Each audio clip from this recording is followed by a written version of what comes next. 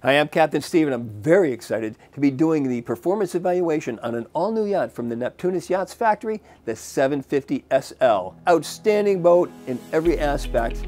Let's get right into it as we go through the operational features.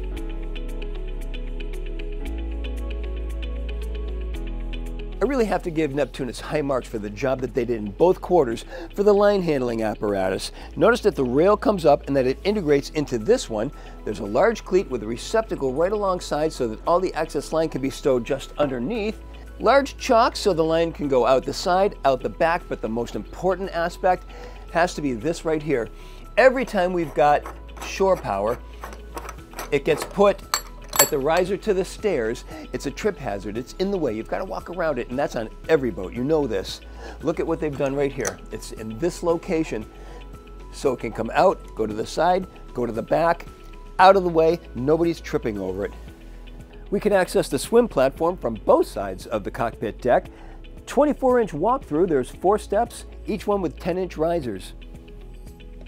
Moving to the engine room, it's accessed through a transom door, and these are watertight doors, so they're always so hard to open up, except in this case. Look at this. Perfectly balanced, watertight transom door. Never seen that before. Let's take a look inside. Well, what we've got here is a large utility room. We have a split head arrangement with a shower to one side and a water closet with toilet and sink to the opposite side. Now, this is a nice little feature. Picture yourself at the swim platform. You're sunning yourself and relaxing.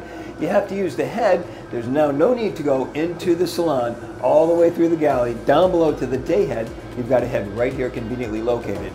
This owner is an owner-operator. He has no need for a crew space. If you opted to turn this into a crew space, then there would be a mattress on top of this storage area here, and over here would be a dinette with a table, and then you put a small sink and a microwave, and you still have your split head arrangement. There's access to your cord reel that is up on the aft cockpit deck.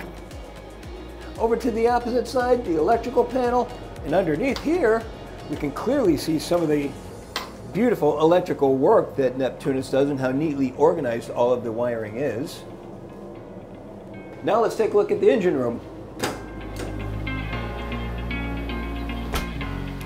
Well, this is certainly a well laid out engine room. First thing I notice, not unlike the rest of the boat, the high overhead continues down here, 6 feet 6 inches off the deck. Right at the entrance, we've got our raw water strainers, one each for the main engine, one each for the generators. Standard generators will be a 20 kW and a 12 kW Northern Lights. This owner opted for an upgraded 20 kW each, both of them from Capt. In between the two engines, I've got, at the narrowest spot, 23 inches. Love that there's a safety rail going in between the two engines so that we can check it while we're underway. Of course, let's not forget about the focal point of this engine room, the two main engines. Standard engines, 1825 horsepower Cat C32As. These are the upgraded C32B Acerts, 2025 horsepower each. And let me tell you, the performance is worth it. We'll get into that in a little bit. 2 fuel tanks. These will both feed into an integral tank right down at the bottom there, and they're gravity fed. We also have valves that can be opened and closed to stop that gravity feed so we don't pressurize that center tank. Dual Raycor filters for each engine, bypass so we can change them out on the fly. And notice we've got control boxes for the stabilizer fins, standard on this boat. Fixed firefighting system, battery chargers, house charger, all over on the port hand side. We've got a ladder that stows in this position, and this will go up to the sky lounge to get us onto the overhead for servicing the antennas up there. It's not something that needs to be accessed very easily or often, so stow it out of the way. Doesn't need to be anywhere near the area. This one we can deploy for boarding on the swim platform. To the starboard side, on top of the generator, the chilled water air conditioning systems, and then the water maker. And lastly, there are 2 cameras so that we can monitor the engine room from the helm. Coming up the side decks, we go up an 8-inch step, and we've got bulwarks that come up 18 inches, rails topping out at 34 inches, 14-inch cleat. And notice that this side deck is a little bit narrow here. I mean, I'm looking at a total of 11 inches, but let's be clear on one thing. There isn't an entertainment venue up at the bow, so the only people that are going to be going up to the bow via the side decks are people that are working on the boat. So having these narrow side decks is a fair trade-off for giving us much more space on the interior, and I like that Neptunus did that. As we get to midships, there are 2 blue courtesy lights at each of the 8-inch steps coming forward, and then we've got fuel fill right here for each of the 3 tanks, and this is going to be on each side, so it doesn't matter which side of the dock you pull up to for fueling, and these are high-speed fuel fills as well. Then as we come to the forward part of the boat, we've got bulwarks that come up 11 inches and rails topping out at 29 inches. Notice that we've got 14-inch cleats with chafing gear just outside of that, and the cleats are located a little bit inside of the bulwarks. Notice how the ground tackle is recessed into the bow. There's a 110-pound anchor with 160 feet of chain being handled with a Maxwell 3500 windlass. Road storage is easily accessible to both sides. Line hangers are also a nice addition. And high marks for the mast and pennant holder at the bow too. Weight was a very important consideration when building the 750 SL, and for that reason this entire sky lounge is fabricated from carbon fiber. Additionally, the hull is entirely resin infused, so we have a much lighter but stronger hull, much more so than if it were hand-laid fiberglass. This gives us a much lower center of gravity and an excellent handling boat. And because it's a climate-controlled environment, this is the only helm that we have on board. Gregory Marshall is the designer of the 750 SL, and his fingerprints are all over this helm, and he did an amazing job on it. It literally gives the boat a much bigger yacht feel than a recreational boat feel. I like how everything is in reach. The controls easily accessible, autopilot, remote control for the displays up forward, spotlight control, windshield wiper, trim tabs, all within easy reach. Just a little further away, the windlass control, a remote control for the displays, starters, and I love this alarm panel. It's an annunciator panel. It's something we just don't see on very many boats, if any. This is one of the first things that I really came to love with Neptunus. When you get underway, you want everything to be green, and if you see anything that's red, that's something that's going to need attention before you get underway. So it's a really elegant and efficient way of making sure that you have all your checks done. Taking a look at the main displays, here we have Ray Marine, but we can get Garmin or Simrad. It's entirely up to the owner. These are 16-inch displays. Notice we've got a good view of the carbon fiber that we used to construct this entire Sky Lounge. Also have to give high marks for the leather upholstery and custom stitching, and this is all done by a local upholsterer near the Neptunus yard. They're very big on giving back to the local community and using local vendors, and this is one example. We've got 2 Ray Marine displays, an Optimus display giving us a rudder angle, which to me is the most important aspect on any helm. Our Caterpillar displays giving us a readout of the Cat engines. The compass is correctly mounted right in line with the helm. The steering wheel is vertically mounted. Just below we've got electrical switches, and notice all of these are lighted when activated. Now there are 2 very important switches on here. I should say 3. First of all, one for the navigation instruments. We can turn all of them on and all of them off with one switch. We don't have to go to each individual component to turn them on. Notice that we've got fuel valves for port and starboard. This boat has 3 fuel tanks, 2 wing tanks, and then a center feed tank that's integral to the boat. It's actually a structural component to the hull. The 2 side tanks feed into the center tank by gravity. Now, why do we have valves? Because those side tanks are 6 feet high. If we have them gravity feeding into that center tank all the time, it'll just add a lot of pressure to that center tank. There's nothing wrong with that, but it's something that I'm not comfortable doing with all the time. So we can open or close those valves and feed off of that center tank, which is giving me an indication right here. I've got the 2 side tanks and the center tank indicator, all with an easy sight line. We've got a Naiad control panel for the stabilizer fins, and they're adaptive, so they learn while we're underway. We've got a yacht controller panel for the remote control yacht controller, giving us control anywhere on the boat for coming into the dock with great visibility. Now we've got 2 hidden features, and these are things that are good to be kept out of sight. First of all, the breaker panel switches for everything on the Sky Lounge. More often than not, you'll see this panel way down low, out of the way, hard to reach, hard to get to, hard to see. Not so on Neptunus, so well done there.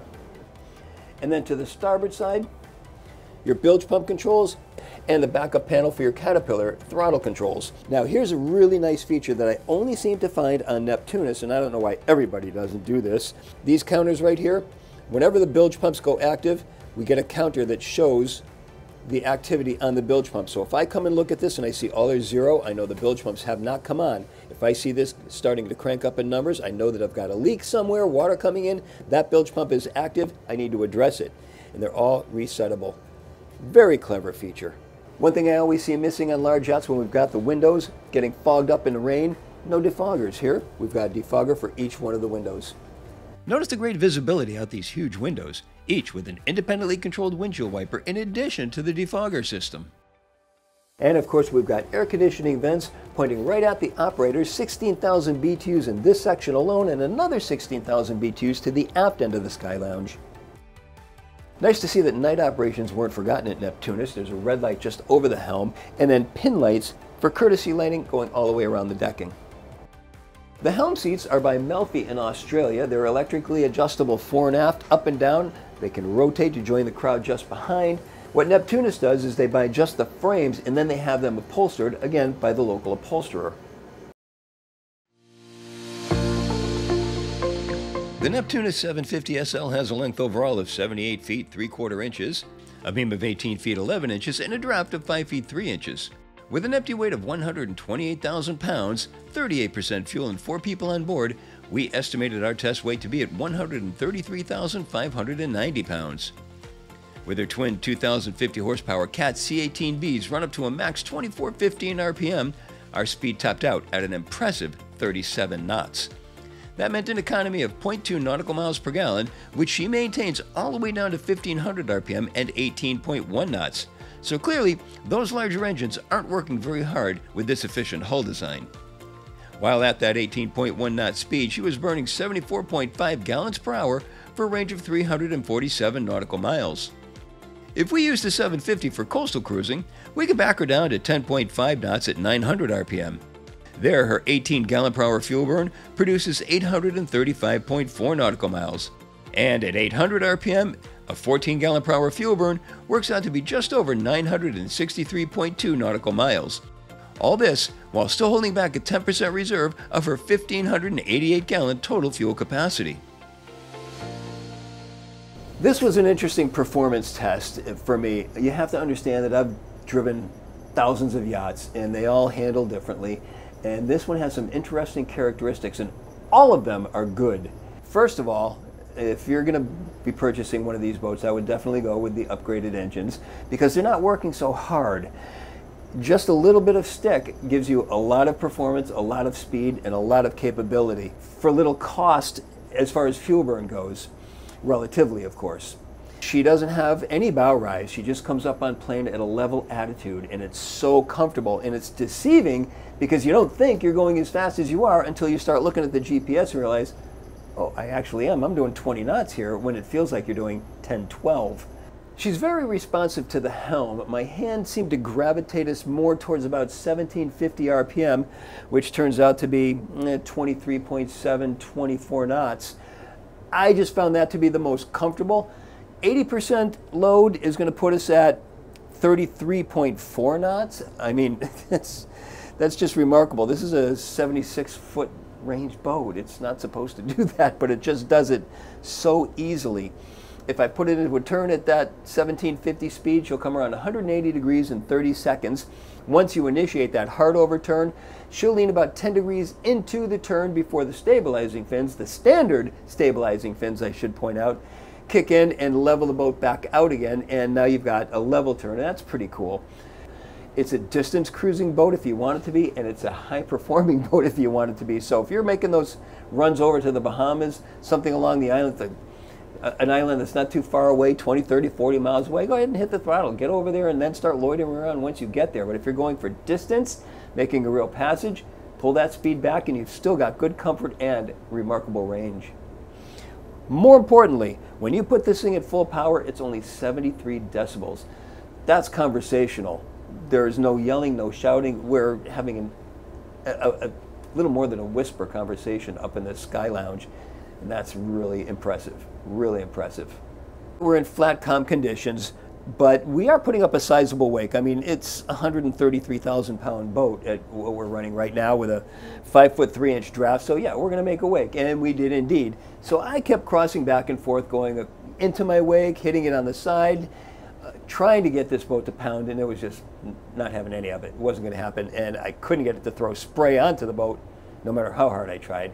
So true to form with Neptunus yachts and my experience with Neptunus yachts, it's another exceptional handling boat. Now, I said that this boat was quiet, but that was when I was up in the Sky Lounge, and I didn't know if that was an anomaly or not, so I put it at 25 knots and then came down here into the salon to see what we're getting, and at this speed, it's bouncing between 73 and 74 decibels still, so easy conversational atmosphere. But you know what, let's get even lower. Let's go into the master stateroom, see what it does there at this speed.